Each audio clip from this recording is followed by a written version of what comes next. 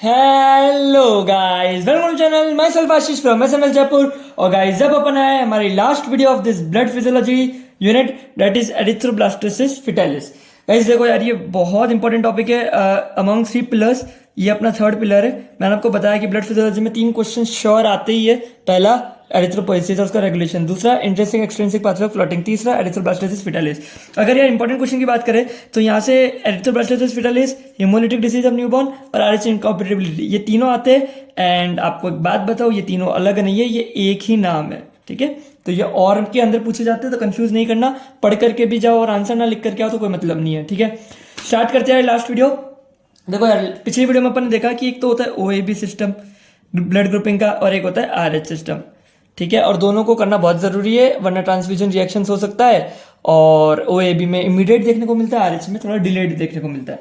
देखो क्या है कि ना, एरिथ्रोब्लास्टोसिस फिटालिस को पढ़ने से पहले अपन को ये आरएच सिस्टम अच्छे से समझना पड़ेगा, फिर अपन उसको आराम से समझ पाएंगे। देखो क्या है कि कुछ जैसे एक तो एंटीजन सिस्टम हो गया ओएबी, कुछ आरबीसी पे एंटीजन से जिसे अपन कह रहे हैं आरएच सिस्टम। वो एंटीजन सिस्टम एक्चुअली एक मंकी है, मंकी स्पीशीज है, रिहेसस मंकी। ठीक है, तो उससे मैच करता है, तो इस वजह से इसका नाम रखा गया आरएच। ठीक है ना, आरएच, तो ये उससे मैच करता है। एक्चुअली ना 6 common type of RH antigens होते हैं, जिन्हें अपन कहते हैं आरएच फैक्टर्स। ए और बी तो यहाँ आ ही जाता है ना, इस वजह से C D E and C D E, तो ये 6 आरएच फैक्टर्स होते हैं। और जिसमें से जो मेनली सबसे ज्यादा एंटीजेनिक होता है वो होता है डी वाला। ठीक है, ये बहुत ज्यादा एंटीजेनिक होता है और ये एंटीबॉडीज ज्यादातर प्रोड्यूस कर सकता है, तो अपन मेनली इसके अराउंड घूमते हैं। बाकी ये दोनों इतना ज्यादा ट्रांसफ्यूजन रिएक्शंस नहीं करते, बहुत वेरी माइल्ड करते। और अगर करेगा तो मेनली एंटीजन प्रॉपर्टीज शो करेगा, वो होगा डी एंटीजन। ठीक है, और ये काफी प्रेवलेंट भी है, अपने पॉपुलेशन में काफी देखने को मिलता है ये डी एंटीजन के चेंजेस। तो इसी के बेस पे भाई 2 तरह के वो रखे गए कि एक तो आरएच पॉजिटिव ब्लड है और एक है आरएच नेगेटिव ब्लड। ठीक है, और इसमें भी यार यही सिस्टम है, डी है ये डोमिनेंट एलील है और ये डी ये रेसिसिव एलील है। तो अगर आरएच पॉजिटिव है तो मतलब डी या फिर डी हो सकता है। ठीक है, और स्मॉल डी होगा तो आरएच नेगेटिव माना जाएगा। और अगर एंटीबॉडीज की बात करें, क्योंकि आरएच पॉजिटिव है मतलब इसमें एंटीजन प्रेजेंट है, तो एंटीबॉडीज नहीं होगी। तो अगर एंटीबॉडीज कह लो, एग्लूटिनिन्स कह लो, नहीं होगा। और ये आरएच नेगेटिव है मतलब एंटीजन नहीं है, तो इसमें एंटीबॉडीज यहाँ पे पॉजिटिव नहीं बोलना। मैंने आपको पिछली वीडियो में बताया था क्यों उसमें एंटीबॉडीज आती है, क्योंकि काफी ज्यादा कभी कभी अपन जो एंटीजन ए, जैसे ए है, उसमें एंटी बी क्यों मिल रही है, क्योंकि ड्यू टू अपन injection of antigen through bacteria food होता है, इस वजह से एंटीबॉडीज बनती है। बट इसमें कॉमनली एंटीबॉडीज नहीं देखने को मिलेगी, क्योंकि ज्यादा इस आरएच नेगेटिव के अंदर आरएच पॉजिटिव का इंजेक्शन अपन नहीं करते, तो एंटीबॉडीज जनरली आपको नहीं देखने को मिलेगी। कब देखने को मिलेगी, ये एक क्वेश्चन आता है, मतलब क्वेश्चन आता नहीं, ये क्वेश्चन बनता है कि भाई कब देखने को मिलेगी। ठीक है, तो कब कब देखने को मिल सकती है।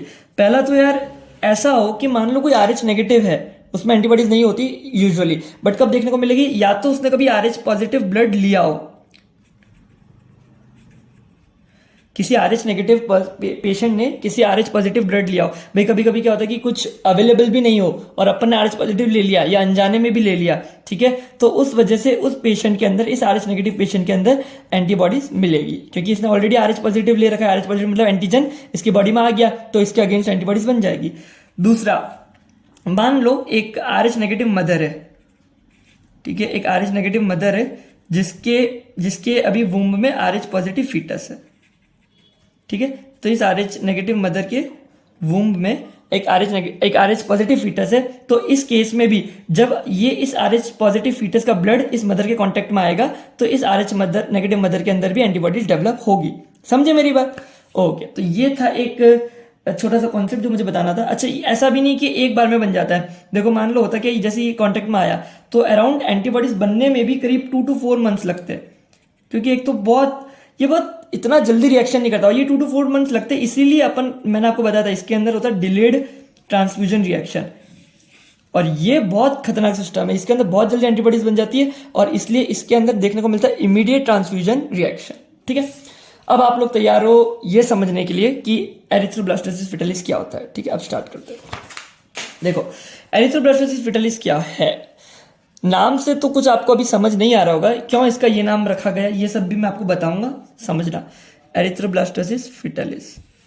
देखो देखो क्या है कि ना ये एक आरएच इनकॉम्पिटिबिलिटी है। इनकॉम्पिटिबिलिटी मतलब पॉजिटिव, जो अभी मैंने आपको एग्जांपल दिया था ना आरएच नेगेटिव मदर का, ठीक है, ये एक्चुअली वही चीज है, वो एग्जांपल ही एरिथ्रोब्लास्टोसिस फिटालिस एक कंडीशन बनाता है। देखो क्या है, ये एक आरएच इनकॉम्पिटिबिलिटी है। इसके अंदर क्या होता है कि आरएच नेगेटिव जो प्रेग्नेंट वुमेन होती है ना, उसके जो वूम्ब है, उसके उसके पेट में जो बेबी है ना, वो आरएच पॉजिटिव ब्लड वाला होता है।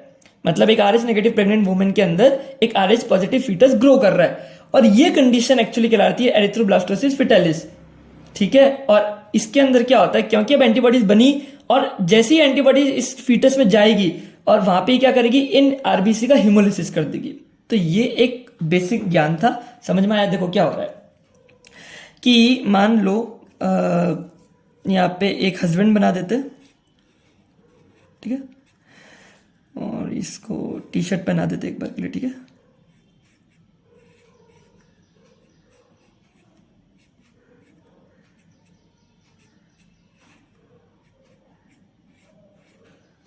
ओके,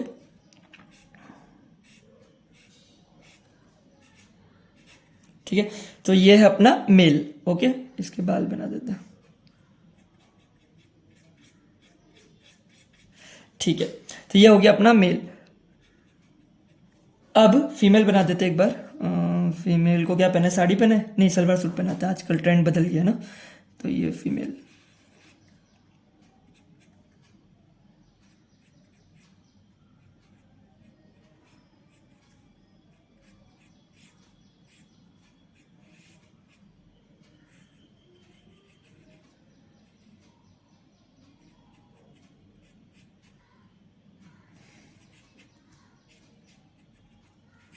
ठीक है। थोड़ी सी ड्राइंग सही नहीं है,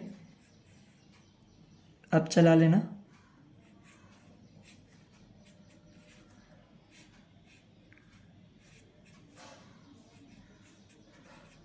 ठीक है, तो ये फीमेल को सलवार सूट पहना दिया, पता नहीं कैसा लग रहा होगा, ठीक है।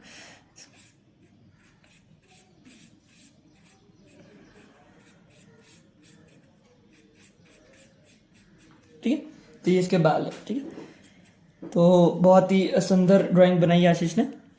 ये फीमेल, ये मेल, ओके। ये मेल थोड़ा छोटा लग रहा है, लेकिन समझ लो, आप लोग समझ रहे हो, एक अच्छा कॉम्बिनेशन बना लेना अपने माइंड में। आपका जो भी बॉयफ्रेंड गर्लफ्रेंड हो, अभी आप यहाँ समझ लो, ठीक है। और ये फीमेल है, तो ये काफ़ी खुश है, ठीक है। फीमेल हमेशा खुशी रहती है, ठीक है। और ये हस्बैंड है, और ये अपनी वाइफ के सामने ज़्यादा नहीं बोलता। बॉयज़ हमेशा शादी के बाद थोड़ा चुप ही रहेंगे, तो खुशहाली रहती है जीवन में, ठीक है ना। तो ये अपना यहाँ केस है। अब देखो क्या है कि ये है अपना जैसे कि ना, ये है अपना फादर, ठीक है, दिख रहा है आपको, फादर है, ठीक है। और ये है अपना आर एच पॉजिटिव, ठीक है, और ये है अपनी आर एच नेगेटिव, ठीक है। और मैं यहाँ पे एक एग्जांपल के लिए ले लेता हूँ कि ये आर एच नेगेटिव है, तो इसके अंदर की मान लो डी मान लो, क्या यही जीनोटाइप होगा, इसके अंदर डी। अगर डी होगा तो 100% चांस है जब ये दोनों का बच्चा होगा तो क्या होगा, और एक है डी, ठीक है। तो इसके अंदर 50% चांस है कि बेबी जो है वो आर एच पॉजिटिव होगा। बट अगर ये केस है दोनों का, तो आर एच पॉजिटिव बेबी ही होगा in R H negative mother. आ गई मेरी बात समझ में, ठीक है। अब ये जो बच्चा है ये हुआ, और ये बच्चे को कहाँ कर देते हैं, यहाँ कर देते एक बार के लिए, ठीक है। तो ये आर एच पॉजिटिव है और इनका बेबी हुआ, और ठीक है, ये आराम से यहाँ बैठा हुआ है, ठीक है ना। हालांकि ये सब पोजीशन गलत है, ज़्यादा एनाटॉमी मत सिखाना मेरे को पता है कैसी पोजीशन होती है, मैंने भी एम्ब्रियोलॉजी पढ़ी है थोड़ी थोड़ी, ठीक है। तो ये है अपना, और इस तो ये आर एच नेगेटिव मदर है, और इसके अंदर अपना आर एच पॉजिटिव बेबी, ठीक है। क्यों, क्योंकि ये आर एच पॉजिटिव फादर है, ठीक है। तो अगर ये डी होगा तो 100% चांस है ये बेबी आर एच पॉजिटिव होगा, और अगर ये हुआ तो आर एच पॉजिटिव नेगेटिव 50-50%। आपको ये आता है ना जीनोटाइप, तो ठीक है। तो आपको ये चीज़ समझ में आ गई, ऐसा सीन है। अब क्या है कि क्योंकि ये आर एच पॉजिटिव है और ये आर एच नेगेटिव मदर है, इसके अंदर जो ब्लड है ये आर एच नेगेटिव है, ठीक है ना, ये नेगेटिव, और ये जो अंदर है इस बेबी का ये ब्लड है आर एच पॉजिटिव, ठीक है। अब ये हुई आर एच इनकॉम्पिटिबिलिटी। अब क्या होगा, देखो होता क्या है ना कि कभी भी are H positive baby directly are H negative mother के कांटेक्ट में नहीं आता। कभी भी फीटल ब्लड डायरेक्टली ऐसा नहीं कि मैटरनल ब्लड से मिक्स रहता है, बीच में अपना एक बैरियर बना रहता है थ्रू प्लेसेंटा।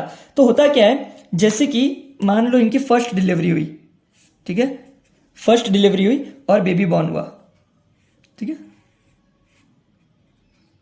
ये फर्स्ट बेबी, ठीक है, ये फर्स्ट बेबी बॉर्न हुआ। जब डिलीवरी हो रही होती है ना, जब पार्चुरेशन होता है, तब ये RH positive blood RH negative mother के कांटेक्ट में आता है, समझे मेरी बात। तो तब क्या होगा, तब इसके अंदर एंटीबॉडीज बन जाएगी, ठीक है। तो मैं यहां लिख देता हूं, मदर के अंदर अभी एंटीबॉडीज बनी है, ठीक है। ये एंटीबॉडीज एक्चुअली कब प्रॉब्लम क्रिएट करती है पता है, ये एंटीबॉडीज क्रिएट करेगी जब सेकंड बेबी होगा, ठीक है। अगर इन्होंने सेकंड प्रेगनेंसी के बारे में सोचा, ठीक है, मैं अभी आपको एक अच्छे से बता भी दूंगा कि लिखना कैसे, अभी आप सुनो तभी आपको समझ में आएगा। अगर आपका ये सेकंड बेबी हुआ, ठीक है, अगर सेकंड बेबी हुआ तो अब जो अब ये एंटीबॉडीज इस बेबी को मार देगी, ठीक है ना, ये एंटीबॉडीज इस बेबी को मार देगी और इस तरीके से सेकंड बेबी की डेथ हो जाएगी। या कह लो इसको जो डिसीज होगी, ठीक है ना, वो कहलाएगी एरिथ्रोब्लास्टोसिस फिटालिस। आई क्या मेरी बात समझ में। तो मतलब फर्स्ट बेबी को दिक्कत नहीं है।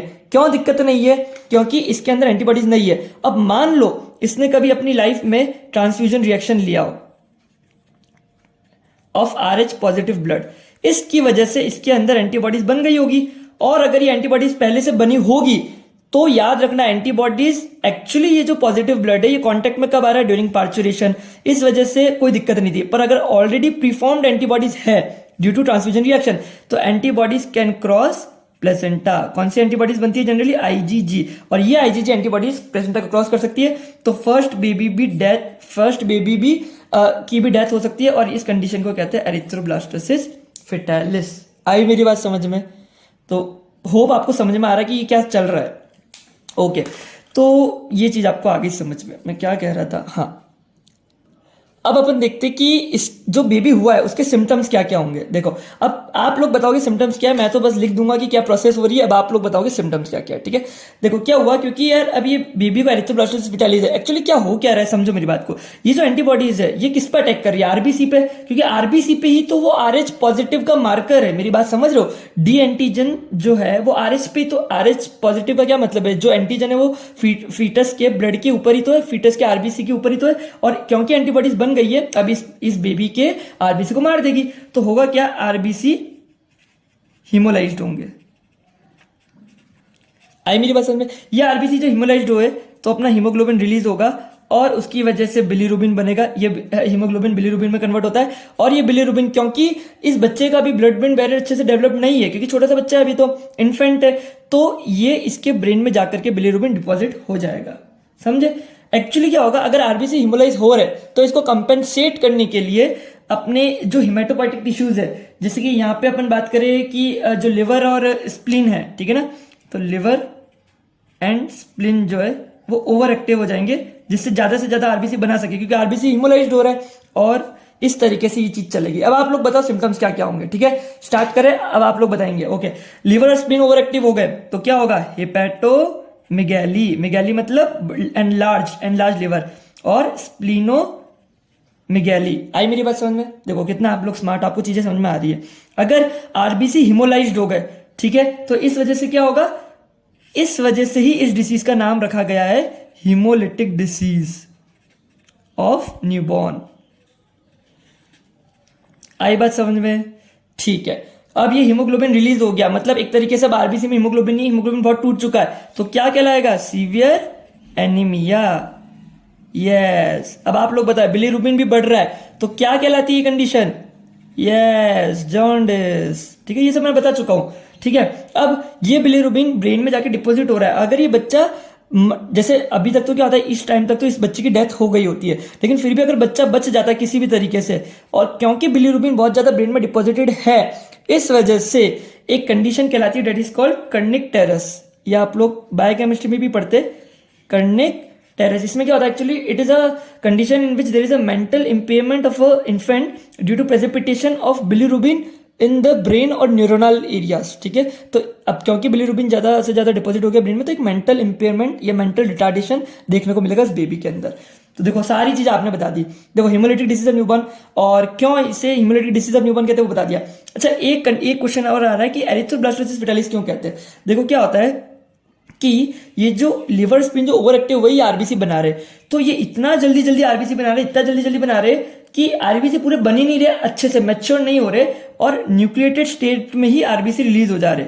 ठीक है, न्यूक्लिएटेड ब्लास्टिक फॉर्म्स के अंदर ही आरबीसी रिलीज हो जा रहे और इस न्यूक्लिएटेड ब्लास्टिक फॉर्म को ही कह रहे एरिथ्रोब्लास्टोसिस। ब्लास्टोसिस मतलब आपको पता ना, एरिथ्रोपोसिस में बताया था कि आरबीसी जब बन रहा है तो पहले तो उसमें न्यूक्लियस होता है पर बाद में न्यूक्लियस हटता है। ठीक है, मैच्योर जैसे जैसे आरबीसी मैच्योर होता है तो वैसे वैसे न्यूक्लियस हटता है, पर अभी क्योंकि जल्दी आरबीसी देना है तो इवन इमैच्योर आरबीसी सर्कुलेशन में दिए जा रहे हैं और इस वजह से कंडीशन कहलाती है एरिथ्रोब्लास्टोसिस फिटालिस। आई क्या मेरी बात समझ में? तो आप देख सकते हो कितनी खतरनाक कंडीशन है। ठीक है यार, अब तो आपको समझ में आ गया क्या करना है कि आपको अपने जो भी आपका बॉयफ्रेंड गर्लफ्रेंड है उससे जाके पूछ लो कि भाई तेरा आरएच क्या है, मेरा आरएच क्या है, इनकॉम्पिटिबिलिटी नहीं है। ठीक है ना, ये वीडियो को बंद करो और जाकर के पहले पूछो, वो ज़्यादा मैटर करता है पढ़ाई में। ऐसा नहीं है कहीं जाना मतलब मेरा वीडियो का ऑडियंस अटेंशन खराब कर दोगे आप लोग। ठीक है, तो एक्चुअली ऐसा नहीं है, डरने की कोई बात नहीं है, मैं आपके साथ हूँ, मैं भी आपको बताऊंगा इसका ट्रीटमेंट क्या है और क्या क्या किया जा सकता है, तो कोई भी डरेगा नहीं। सुनो मेरी बात। ठीक है, क्या है कि अब मान लो ये इसको ये प्रॉब्लम है। ठीक है, तो सारी दिक्कतें है का कि सारी दिक्कतें ये है कि ये जो इस फीटस का जो ब्लड है ना इसके अंदर आ चुका है अपना एंटीबॉडीज। ठीक है, ये जब बर्थ हुआ बेबी का तो इस फीटस के ब्लड में आ चुकी है अपनी एंटीबॉडीज। इस एंटीबॉडीज को कैसे ना कैसे करके अपन को क्या करना है, बताओ क्या करना है? इस एंटीबॉडीज को हटाना है। ठीक है, एक तरीके से मान लो अभी एंटीबॉडीज तो कैसे हटेगी और इसका पूरा जो ब्लड है ये पूरा इसका ब्लड ही आरएच पॉजिटिव है, तो क्यों ना इसके पूरे ब्लड को चेंज कर दे। तो क्या किया जाता है कि अपन इस बेबी में आरएच नेगेटिव ब्लड को ट्रांसफ्यूज करेंगे। ठीक है, और ये अपन बहुत टाइम तक करते हैं, in the first few weeks of life, तब तक अपन करेंगे जब तक कि एक एक्चुअली क्या होता है इसको अपन स्टार्टिंग के 1-2 हफ्ते तक करते हैं, मतलब 3-4 हफ्ते तक एवरेज करते हैं। क्या होता है कि जो एंटीबॉडीज जो मदर से आई होती है इस बेबी के अंदर वो जब तक कि डिस्ट्रॉय हो जाती है। ठीक है, और अब अपने पास है आरएच नेगेटिव ब्लड। ठीक है, तो अब आरएच नेगेटिव ब्लड भी जब बाद में डिस्ट्रॉय हो जाएगा तो आरएच पॉजिटिव हिमेटोपोइटिक टिश्यूज बनाने लग जाएंगे, क्योंकि इसका जीनोटाइप तो आरएच पॉजिटिव वाला ही है, फिर कोई दिक्कत नहीं आएगी क्योंकि अब एंटीबॉडीज है ही नहीं। आगे मेरी बात समझ में? तो अपन क्या करते हैं first few weeks of life के अंदर इसको आरएच नेगेटिव ब्लड का ट्रांसफ्यूजन देते हैं। ओके, ये तो हो गया ट्रीटमेंट, लेकिन यार प्रिवेंशन भी तो होना चाहिए कुछ कि क्या करे जिससे ये कंडीशन ही डेवलप ना हो। भाई हो गई तो ट्रीटमेंट ये दे दिया, तो क्या करते हैं? देखो क्या होता है कि जैसे ही डॉक्टर्स को दिख जाता है कि एक आरएच इनकॉम्पिटिबिलिटी है तो वो लोग क्या करते हैं कि इस मदर को आरएच पहले से ही एंटीडी एंटीबॉडी का इंजेक्शन दे देते हैं। ठीक है,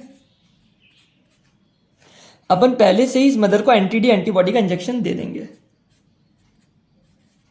ठीक है, तो इसको इंजेक्शन दे दिया किसका? एंटीडी एंटीबॉडी का। अच्छा, इससे क्या हुआ कि जैसे ये आरएच पॉजिटिव ब्लड मदर के कांटेक्ट में आया, ठीक है, तो इस बार क्या होगा? एंटीबॉडीज नहीं बनेगी। क्यों? क्योंकि एंटीबॉडीज ऑलरेडी अपन ने दे दी है। मेरी बात समझ लो, एंटीबॉडीज ऑलरेडी अपन ने इसको दे दी है, तो अब ये मदर का इम्यून सिस्टम एंटीबॉडीज बनाएगा ही नहीं।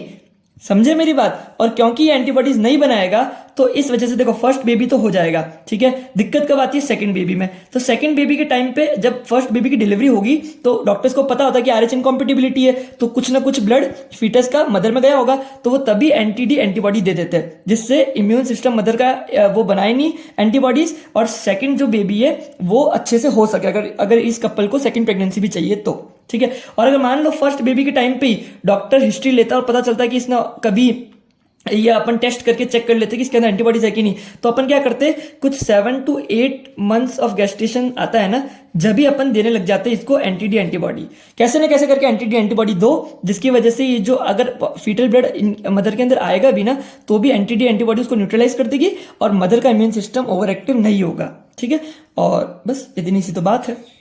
आगे बस हमने वो तो एक्चुअली ना ये पूरे प्रोसेस का जो मैकेनिज्म है ना, ये जो अपन इंजेक्शन दे रहे हैं इसका मेन अपना प्रिंसिपल मैकेनिज्म है कि सेंसिटाइज कर दो। सेंसिटाइजेशन नहीं करना है अपन को, कैसे ना कैसे करके अपन को प्रिवेंट करना है सेंसिटाइजेशन, कि आरएच पॉजिटिव एंटीजेंस अगर मदर की आरएच नेगेटिव ब्लड में भी आए तो भी एंटीबॉडीज ना बने, तो इसे कहते हैं सेंसिटाइजेशन नहीं करना। सेंसिटाइजेशन का मतलब क्या है कि अपनी मदर की बॉडी सेंसिटाइज्ड हो गई आरएच पॉजिटिव से। ठीक है, तो अपन को ये सेंसिटाइजेशन को प्रिवेंट करना है बाय प्रोवाइडिंग एंटीडी एंटीबॉडीज। ठीक है, तो ये थी पूरी कहानी, आपको समझ में आ गई होगी। एक बार मैं समरी दे देता हूँ कि मुझे लग रहा है कि आपको थोड़ा सा समझ आ गया, लेकिन ये नहीं पता चला कि इसको लिखेंगे कैसे। देखो, ध्यान से सुनना। सबसे पहले अगर मैं बात करूं, अपन डेफिनेशन लिख सकते हैं यार, यही तरीका मैं नोट्स में भी लिखता हूं, इसलिए गाइस मैं आपको कहता हूं कि नोट्स अगर किसी ने मेरे लिए ना, और पता है मैंने एक नोट्स का फीडबैक फॉर्म भरवाया था ये पूछने के लिए कि जिन लोगों ने नोट्स अभी नहीं लिए, बहुत कम लोग बचते, पर डे मेरे जितने सब्सक्राइबर्स आते हैं ऑलमोस्ट उतने नोट्स ले लेते हैं, तो जिन लोगों ने नोट्स नहीं लिए ना, तो मैं मतलब जिन्होंने लिए मैं उनसे पूछता हूँ कि भाई बाकी लोग जो थोड़े बहुत नहीं ले रहे हो क्यों नहीं ले रहे, तो पता है मोस्ट ऑफ द का आंसर क्या होता है कि आप इन लोगों को आपके नोट्स के बारे में पता ही नहीं है कि ये दिखते कैसे। और इसके लिए मैंने ऑलरेडी एक वीडियो बना रखा है, आप लोग देखो, हर प्लेलिस्ट में आपको मिल जाएगा कि how to study in first year, तो मैं आपको यहाँ ऊपर लिंक भी दे दूंगा, तो इसमें आपको नोट्स दिख जाएंगे। और मैं नोट्स में भी इतने अच्छे तरीके से बता रखा है कि देखो मैं बार बार यहाँ पे इस तरीके से नहीं लिख सकता, मुझे यहाँ पे कॉन्सेप्ट देने होते हैं, फिर आप भले ही नोट्स पढ़ो कि बुक पढ़ो, बस पढ़ लेना, ठीक है। देखो सबसे पहले अपन इसमें डेफिनेशन लिखते हैं कि ये कुछ RH इनकम्पेटिबिलिटी की कंडीशन है जिसमें RH नेगेटिव प्रेग्नेंट वुमन के पास एक RH पॉजिटिव बेबी है, ठीक है। और फिर आप लिख सकते हो कॉज क्या है कि भाई एक RH पॉजिटिव फादर है, एक RH नेगेटिव मदर है, जिनके वूम में एक RH पॉजिटिव फीटस है, ठीक है, जिसके अंदर फर्स्ट चाइल्ड सही से बॉर्न होगा क्योंकि कांटेक्ट होता ही नहीं है। फर्स्ट चाइल्ड को एरिथ्रोब्लास्टोसिस फेटालिस जब हो सकता है जब ऑलरेडी उन्होंने ट्रांसफ्यूजन रिएक्शन लिया हुआ है। अब आप लोग मेरे साथ बोलिए, सेकंड चाइल्ड को कब हो सकता है, जब फर्स्ट चाइल्ड RH पॉजिटिव हो। आई मेरी बात समझ में, ठीक है। तीसरी अपन बात करें, अगर ये जो बच्चा पैदा हुआ है इसके सिम्टम्स क्या होंगे, बताओ फटाफट। मैंने अभी आपको बताया था, सबसे पहले हिपैटोमेगाली एंड स्प्लीनोमेगाली, दूसरा जॉन्डिस, तीसरा सीवियर एनीमिया, चौथा कर्निक टेरस। आगे मेरी बात समझ में, फोर्थ ये हो गया सिम्टम्स। अब इसके अपन ट्रीटमेंट की बात करें तो ट्रीटमेंट क्या करेंगे, अपन क्या करेंगे, RH नेगेटिव ब्लड ट्रांसफ्यूजन करेंगे और पूरा रिप्लेस कर देंगे उसके ब्लड को, ठीक है। और अगर प्रिवेंशन की बात करें तो क्या करेंगे, anti-D एंटीबॉडीज का इंजेक्शन लगा देंगे। अरे आया क्या, आगे ना समझ में, देखो कितना आसान है। तो गाइस इसी के साथ यार अब फाइनली जाके यार अपना ब्लड फिजियोलॉजी कंप्लीट हुआ है, मतलब इतना खुश हूं मैं, ठीक है। अच्छा एक बात और यार, सबसे पहले तो कि सभी को यार हैप्पी रक्षाबंधन, ठीक है। आज राखी के शुभ अवसर पे सभी को बधाइयाँ सभी को बधाइयाँ यार। एक बात यार याद रखना यार, मतलब ठीक है यार, जोक्स अपार्ट मैं बहुत ज़्यादा मतलब बहुत जोक्स बनाता हूँ यार, जिससे आप लोग को हंसी है मैं हंस से पढ़ा दूँ, लेकिन राखी कोई एक जोक नहीं है, मतलब आप लोगों की लाइफ का सबसे अच्छा त्यौहार होना चाहिए, क्योंकि यार इस दिन मतलब सबसे इंपॉर्टेंट पता है क्या होता है, आपको याद रखना आपकी लाइफ में आपकी बहन जो है ना, जो आपकी छोटी बहन है, आपकी बड़ी बहन है, वही आपकी सेकंड मदर है, ठीक है। अगर आपकी लाइफ में जितनी मम्मी केयर करती है, अगर उतना कोई दुनिया में इंसान केयर करेगा ना, वो होगी आपकी सिस्टर, ठीक है। और जितना बहन आपको प्यार करेगी ना, इतना आपको दुनिया में कोई भी प्यार नहीं कर सकता, ठीक है। तो मतलब हमेशा शुक्रिया करो कि आपको एक बहन मिली है। जैसे मेरी एक छोटी बहन है, बहुत ध्यान रखती है मेरा कि भैया तूने खाना खाया कि नहीं, तू बहुत टेंशन लेता है, तो जो भी है मतलब उसको अब दिखता है, वो थोड़ी बड़ी हो गई तो जिम्मेदारी उसको दिखती है कि भैया टेंशन लेता है, तो कितनी अच्छी बात है। और एक बात और, जितनी दुनिया में ना पेरेंट्स के बाद अगर दुनिया में किसी का आशीर्वाद लगता है ना, किसी की ब्लेसिंग्स लगती है इस नेचर के अंदर, तो वो है सिस्टर। अगर आपकी सिस्टर आपको ब्लेसिंग्स देती है ना, तो मतलब समझो आप दुनिया में आपके कोई भी काम रुकेंगे नहीं, आपके सारे काम हो जाएंगे। यू विल बी, मतलब क्या बोलूँ मैं, इतना आगे बढ़ोगे ना आप लोग। हमेशा अपनी बहन की अगर ब्लेसिंग्स लेना, ठीक है ना, उसको खुश रखोगे ना, तो आपको दुनिया में कोई दुखी नहीं कर सकता, ठीक है। अच्छा तो यार इसी के साथ यहाँ अपना चैप्टर कंप्लीट हो रहा है। और यार हाँ, कुछ लोग कह रहे थे राखी कुछ 25 तारीख को भी है या कुछ कल भी, ऐसे भी बता रहे थे, तो भाई मैं लड़कों आपको बता दूं, ठीक है ना, राखी है तो अपनी बहन से तो राखी बना लो, ठीक है, लेकिन थोड़ा सा क्या अंडरग्राउंड ही रहना, ठीक है ना, क्योंकि ये मैंने बताया ये गर्ल्स बहुत चालाक होती है, ठीक है, आप राखी लेके घूमती है हाथ में, ठीक है। तो अच्छा एक बात मैं बताना भूल गया, हाँ देखो, एक जॉन्डिस, थैलीसीमिया और एक सिकल सेल एनीमिया, ये तीन टॉपिक जो है ना, ये इस ब्लड फिजियोलॉजी में कवर नहीं करा है, ये पूछे जाते हैं, ये कभी कभी पूछा जाता है, बहुत रेयरली। मैं पिछले 7-8 साल के यूनिवर्सिटी के पेपर देख रहा हूँ अलग अलग स्टेट्स के, कहीं भी ये मिल नहीं रहा। जॉन्डिस 5 साल पहले काफी पूछा जाता था, ये मैंने इसलिए कवर नहीं कराया क्योंकि बायोकेमिस्ट्री में ये आप लोग बहुत बहुत बहुत अच्छे से पढ़ोगे। एक चैप्टर है हीमोग्लोबिन मेटाबॉलिज्म, ठीक है, उसके अंदर यही 3 क्वेश्चन है, प्लस पॉरफायरिया जो भी था, वो क्या नाम, पॉरीफेरा, अच्छा पॉरीफेरा तो एनिमल किंगडम में था, पॉरफायरिया, ठीक है। तो ये पॉरफायरिया और ये 3 क्वेश्चन ये वहाँ पे पूछे जाते हैं, तो एक्चुअली इसलिए यहाँ पे मैं कवर नहीं करा रहा, वहाँ पे आप लोग बहुत अच्छे से कर ही लोगे। और अगर बाई चांस मुझे पूरा फिजियोलॉजी कंप्लीट करने के बाद टाइम मिला तो अपन सोच सकते हैं इसके बारे में। अच्छा एक बात और याद रखना, इसके अंदर इम्यूनिटी कवर नहीं है, इस ब्लड फिजियोलॉजी की प्लेलिस्ट में इम्यूनिटी को अलग से पढ़ाया गया है। क्यों? क्योंकि एक्चुअली ना आजकल बहुत जगह ये देखने को मिल रहा है कि टीचर सेमेस्टर, तुम्हारे जो सेमेस्टर है उनमें ऐसे लिखता है कि सिलेबस है nerve muscle physiology, respiratory physiology and immunity. क्योंकि क्या है कि ना इम्यूनिटी को हमेशा ब्लड से अलग माना गया है। मतलब अभी आपके फिजियोलॉजी में 80% कॉलेजेस में नहीं माना गया, बट 20% में मानना शुरू कर दिया है। बाकी जो सब्जेक्ट्स है ना पैथोलॉजी, वहाँ पे इम्यूनोलॉजी को अलग ही यूनिट माना गया है, हर जगह पे यही है। माइक्रोबायोलॉजी अलग माना गया है, ठीक है। यहाँ तक कि बायोकेमिस्ट्री में भी आप देखोगे ना फर्स्ट ईयर में, तो इम्यूनोलॉजी को एक अलग यूनिट माना जाता है, बट अभी फिजियोलॉजी में अलग नहीं माना गया है। तो आई होप आने वाले 1-2 साल में ब्लड और इम्यूनिटी को अलग कर देंगे, कि इम्यूनिटी अपने आप में एक क्या ही बताओ, बहुत इंपॉर्टेंट चीज है, और एक एंटिटी, अलग एंटिटी है। ब्लड अलग चीज है, ये अलग चीज है, इसका कॉन्सेप्ट ही अलग है, ये अलग ही दुनिया में चल रही है, ठीक है। तो ब्लड के अंदर क्योंकि एंटीबॉडीज होती है, तो लोग इसको, अगर आपकी क्लास में कुछ नहीं बोला जा रहा ना इससे रिलेटेड, और बोला जा रहा है ब्लड आ रहा है, तो आपको इम्यूनिटी भी करना ही है। याद रखना, दोनों चीज कवर करके जाना, ब्लड को अलग मत मानना, लेकिन अगर इम्यूनिटी बोल रहे हो तो अलग मान लेना। तो इस वजह से मैंने यार इम्यूनिटी की एक अलग प्लेलिस्ट बना दी है, तो आप लोग वहां जाकर के देख सकते हो, ठीक है। तीसरी बात यार, आप लोग यार आजकल कमेंट नहीं कर रहे, पता नहीं क्यों यार। आप लोगों को कमेंट करना ही करना है, ठीक है ना। पांडे बायोलॉजिकल वर्ल्ड, भाविका, सुमन, ये लोग इतने अच्छे अच्छे कमेंट्स करते हैं, मैं बहुत खुश हो जाता हूँ उनके कमेंट्स पढ़ के। आप लोग भी प्लीज़ कमेंट करें, लाइक करें यार। मैं बार बार नहीं बोल पाऊंगा, मैंने बहुत मेहनत करी इस चैनल के लिए, मैं बार बार बताता हूँ। और हाँ, टेलीग्राम और इंस्टाग्राम पे मस्ट फॉलो करना है। मैं मस्ट वर्ड लगा रहा हूँ, मतलब कुछ तो बात होगी। टेलीग्राम के लोगों को पता है कि वहाँ पे सर्वे भी चलते रहते हैं, और कभी कभी कुछ अनोखी चीज़ें आती रहती है जो मैं यहाँ नहीं बताऊंगा, वो टेलीग्राम के लिए ही है। तो आप लोग टेलीग्राम को जरूर ज्वाइन करें, और इंस्टाग्राम पे यार स्टार्ट कर दो फॉलो करना, क्योंकि अब वो चीज़ें इंस्टाग्राम पे भी लाई जाएगी, ठीक है। तो ये बात ध्यान रखें, इंस्टाग्राम पे भी फॉलो करना ही करना है। क्यों करना है वो करने के बाद पता चलेगा, ठीक है। दूसरा, फिर वरना अनफॉलो कर देना बस, अगर आपको लग रहा है मैं झूठ कह रहा हूँ, ऐसा नहीं है, झूठ नहीं कह रहा। तीसरा यार कि देखो यार, मैं थक भी गया हूँ, तो मैं यार ये कहना चाह रहा हूँ कि ना देखो, मैंने कोई क्वालिफिकेशन नहीं है, मेरे पास कोई, ये जो मैं पढ़ा रहा हूँ मेरे पास कोई क्वालिफिकेशन नहीं है, ठीक है। I am just a medical student and currently a 3rd year medical student pursuing MBBS from SMS medical college Jaipur. वैसे ही इंग्लिश के लिए मैंने 4 बार प्रैक्टिस करी थी इतनी बड़ी लाइन बोलने के लिए। सो गाइस, ऐसा मत समझना मुझे इंग्लिश आती है, मैं को कुछ नहीं आता, ठीक है। तो बस यार ये था कि एक सपना था, जो कि जब मैं फिजियोलॉजी का एग्जाम दे रहा था तो काफ़ी रो रहा था यार, क्योंकि कुछ भी समझ ही नहीं आ रहा था, पढ़ूँ कहाँ से, क्या पढ़ूँ, कितना पढ़ूँ, किसको छोड़ूँ, किसको नहीं पढ़ूँ। तो तभी मैंने सोचा था जब मैं 2nd ईयर में आऊँगा तो एक चैनल क्रिएट करूँगा, और यही मैंने आप लोगों के लिए चैनल बनाया है, ठीक है ना। कि यही टारगेट था कि यार सब जो बच्चे रो रहे हैं ना, उनकी आंखों में खुशी के आंसू ला दूंगा, और उसी के लिए चैनल बनाया। अगर आप लोगों का पूरी प्लेलिस्ट में मैंने एक बार भी दिल जीता है ना, तो प्लीज़ इस चैनल को ज़रूर शेयर करना, बिल्कुल मत भूलना। और इसी के साथ यार एंड करते हैं इस ब्लड फिजियोलॉजी का। आई होप आप लोगों को पूरी इस ब्लड फिजियोलॉजी की जर्नी में बहुत मज़ा आया होगा, कुछ सीखने को मिला होगा मुझसे, ठीक है। और कभी भी लाइफ में टेंशन मत लेना, MBBS से चलता रहेगा। बहुत सारे लोग मुझे इंस्टाग्राम पे मैसेज करते हैं कि भैया ये दिक्कत आ गई, ठीक है ना। मतलब लड़के भैया कहते हैं और लड़कियां तो सर ही कहती है, वही ठीक है। तो कि सर यार ये दिक्कत आ रही है, ये पढ़ाई नहीं हो रही, इतना सिलेबस है, कैसे करे, कैसे टाइम को मैनेज करे। यार खुश रहो यार, कोई दिक्कत नहीं है, थोड़ा बहुत हो जाता है मैनेज। दिक्कतें मेरे साथ भी, आप लोगों के साथ भी है, हमेशा खुश रहना अपने। अब देखो सोसाइटी में आप काफ़ी आगे हो, तो ठीक है ना, तो कोई भी उल्टा पुल्टा मत सोचा करो कि हम क्या आ गए क्या आ गए। अच्छा होता है, ठीक है ना। पढ़ाने वाला अच्छा होगा ना, तो पढ़ाई में बहुत मजा आएगा।